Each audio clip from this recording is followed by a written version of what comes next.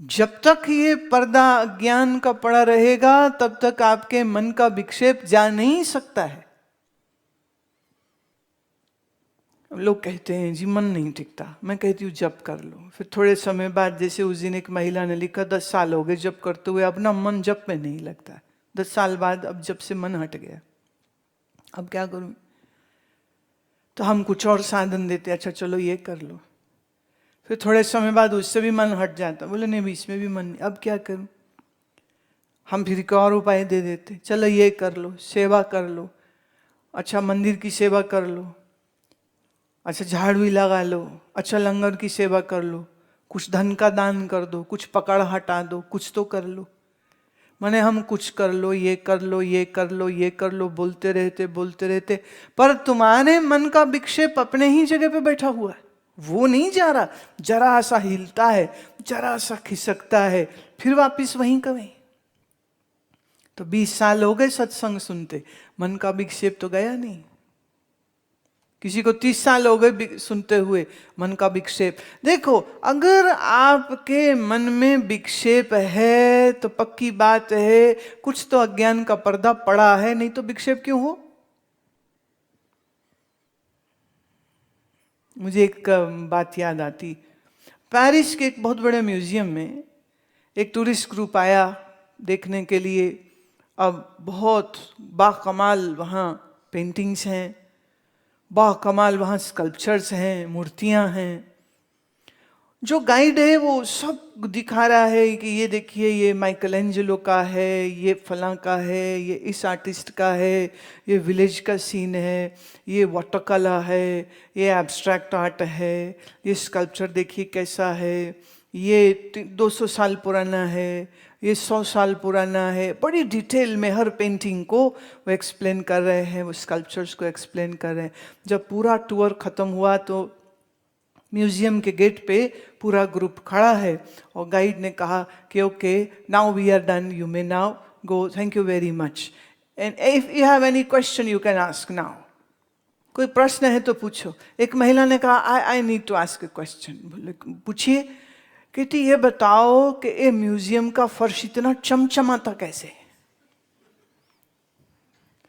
Guide को तो heart attack हो गया ये बात सुन के। कहाँ वो क्रिटिकली हिस्टोरिकली आर्ट वर्क को एक्सप्लेन कर रहा है और पूरे समय पर इस स्त्री को क्या दिख रहा है कि यहाँ का जो फर्श है ये इतना चमकता हुआ कैसे? तो बुद्धि कहाँ रह गई? आर्ट और आर्ट के फॉर्म्स पर कहाँ से जाएगी? कुछ यही दुर्घटना मेरे श्रोताओं के साथ होती। यहाँ हम कभी आत्मबोध, कभी निर्वाण षटकम, कभी कुछ, कभी योग का, कभी वेदांत का। यहाँ हम सत्संग सुना रहे हैं, यहाँ सिखा रहे हैं, और वो कहते मेरी बहू बहुत बुरी है, मेरा मन बड़ा दुखी है, मेरा पति बड़ा ऐसा है, पैसे की बड़ी कमी है, आप ही कुछ पैसे दे दीजिए हमें, हम कुछ धंधा ठीक से कर लेंगे, आप ही कुछ लोन दे दीजिए हमको। बोलो कर लो बात। ये जो इतने दिन आके सत्संग सुन रहे थे, बैठ रहे थे, ध्यान सो कॉल्ड कर रहे थे, उसमें टारगेट क्या था कि गुरु जी से कुछ मदद ले लेते हैं। आप तो सारे संसार की मदद करते हो, हम भी बड़े गरीब हैं, हमारी भी मदद कर दो।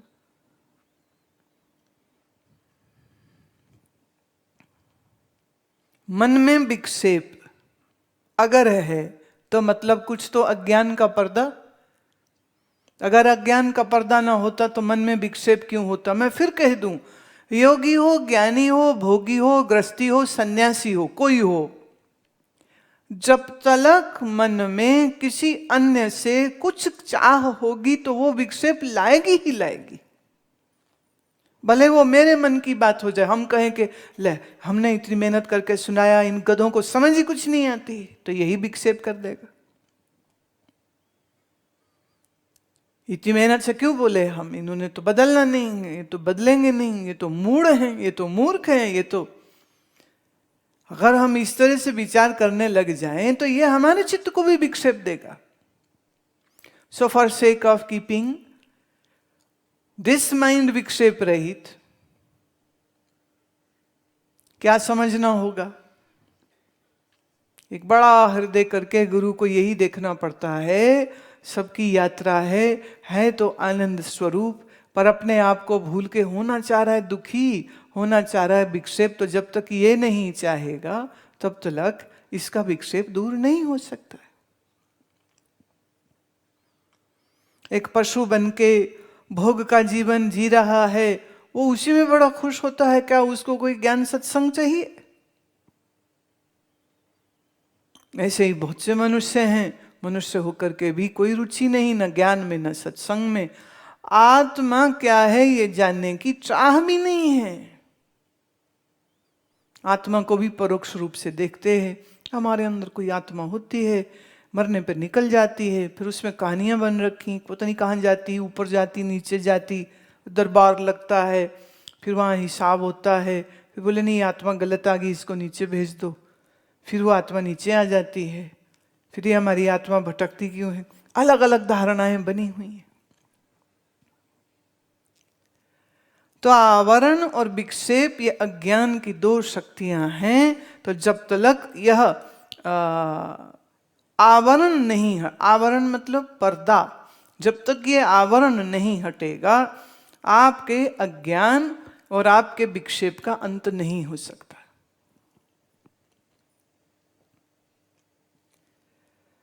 वाह,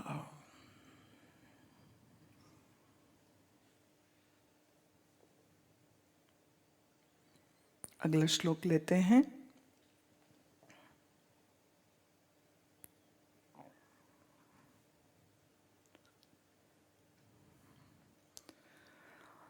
अन्य आवृत्तस्य आत्मनः कर्तृत्व भोगतृत्व सुखित्व दुखित्व आदि संसारः संभावना अपि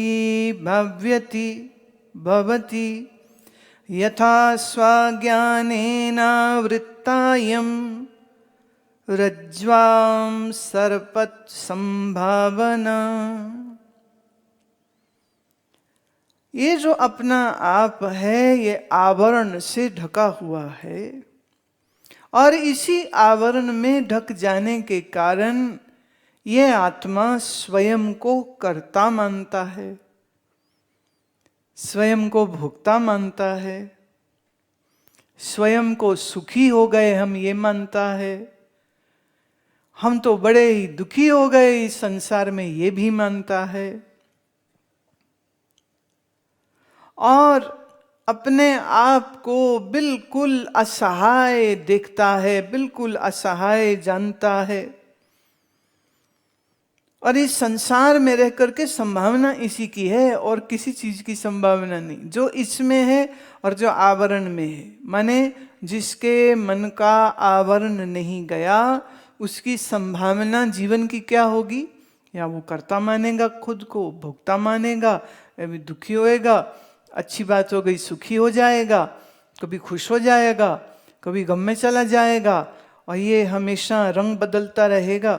अपने आप का अज्ञान जब हुआ तो आप को भूल करके मन के किए गए कर्मों में कर्ता भाव ले आता है, और मन को जो भोगने को मिलते हैं उसकी वजह से अच्छा मिला तो खुश है, बुरा मिला तो दुखी है। बुद्धि में ज्ञान को लाने के और आवरण को दूर करने की कोई ना ज्यादा तकलीफ किसी को भी नहीं होती।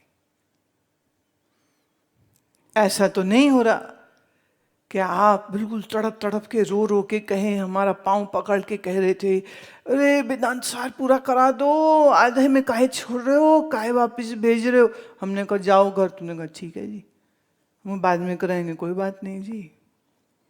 अच्छा आ जाओ, अच्छा आ गए हैं जी। कई लोग ऐसे हैं जो नहीं आ पाए, वो कहते कोई नहीं बाद में ऐप में आ ही जाएगा, वहीं देख लेंगे। और ये सच्ची बात है जो आज मैं कह रही हूँ तुमको।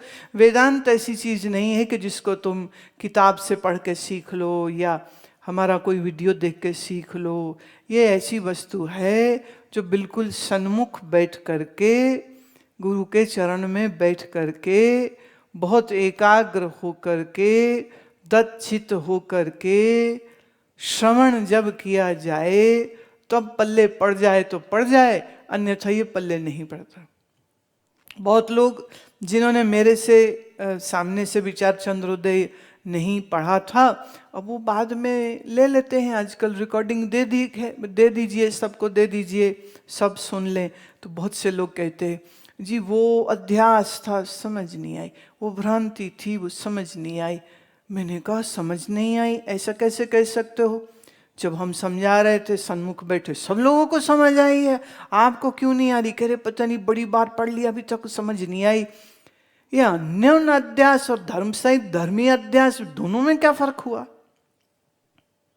अब देखो शब्द वही हैं जो मैंने बोले, मेरे ही बोले शब्द को तो सुन रहे हैं, हाउ कम फिर भी समझ नहीं आ रही? शब्द के पीछे कोई एक और शक्ति भी होती है जो पुस्तकों के माध्यम से दी नहीं जा सकती।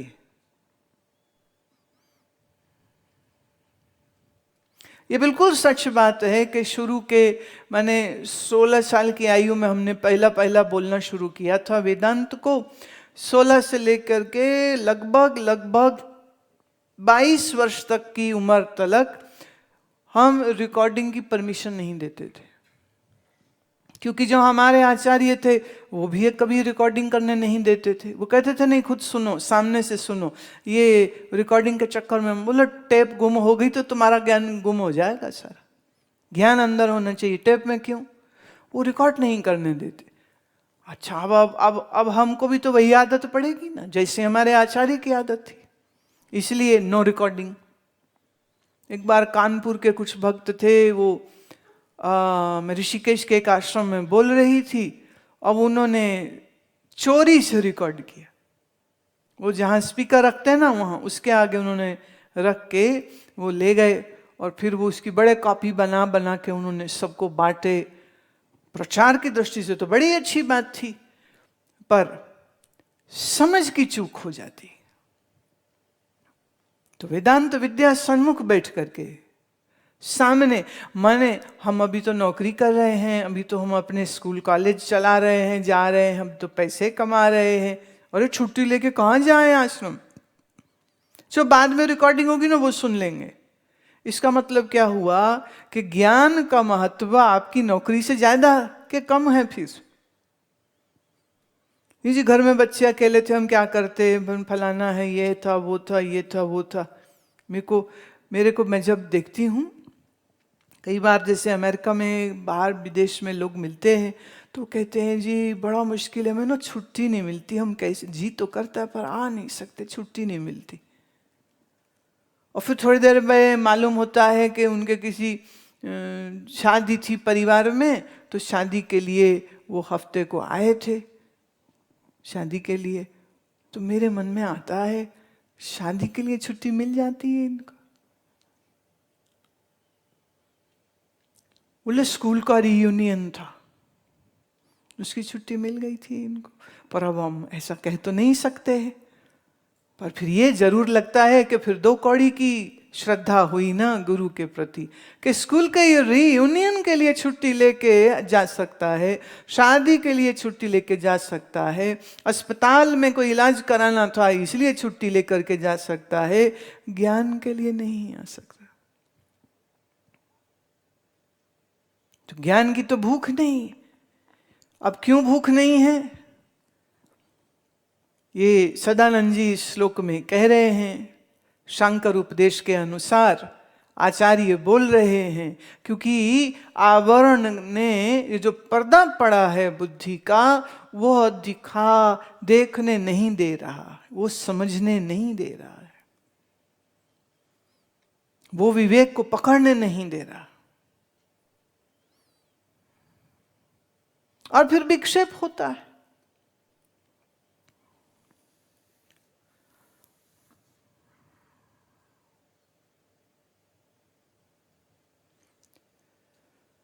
वाह, अगला श्लोक लेते हैं। विक्षेप शक्तिस्तु यथा रज्जव ज्ञानम स्ववृत रज्जो स्वशक्तय सर्पादिक मुद्भाव्यति एकम अज्ञानम अपि स्वावृतात्मनि स्व आवृत आत्मनि स्वशक्तया आकाशयादि प्रपंचम उद्भाव्यति तादृश्यम सामर्थ्यम। अब वो कहते हैं कि इस विक्षेप की शक्ति का थोड़ा प्रसार देखो कि ये क्या कर्म करता है। जैसे उदाहरण दिया, यथा रज्जु अज्ञानम स्व आवृत रज्जु स्वशक्त्या, जैसे रस्सी का अज्ञान होने पर उसमें सांप है ये दिखा, तो उससे क्या हुआ? सांप के भय से डर हुआ, सांप के भय से भागा, सांप के भय से गिरा, सांप के भय से हड्डी भी टूटी, सांप के भय से सिर फूटा, सांप के भय से दिल की धड़कन तेज हो गई, हालत खराब हो गई, और इधर लहूलुहान पड़े थे। इतने में बड़े जोर से हंसने की आवाज आई। कौन हंस रहे हैं? पलट के देखा तो घर वाले सब उस सांप के पीछे गए थे जिसकी वजह से ये गिरे थे, और बोले सब हंसते हैं, बोले यहाँ तो सांप है ही नहीं, यहाँ तो रस्सी है। सब हंसते हैं कि लो भाई, रस्सी से डर के हड्डी तुड़वा ली। अब प्रश्न ये उठता है, क्या उसने रस्सी की वजह से हड्डी तुड़वाई है, या कि उसको तो सांप ही लगा था ना? सांप मतलब पीड़ा, सांप मतलब जहर, सांप मतलब दुख, सांप मतलब मौत। तो जब कोई सांप के भ्रम से डरता है तो वो सांप से डर रहा है या अपनी मौत से डर रहा है, दुख से डर रहा है, क्लेश से डर रहा है? वो जो कष्ट होगा, वो जो बड़ी दुर्दांत पीड़ा होगी शरीर में, वो उससे डर रहा है।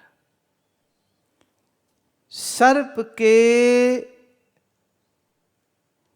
देखने पर, जो कि था नहीं, पर भ्रम से जो सर्प दिखा, उस सर्प ने कितना विक्षेप दिया।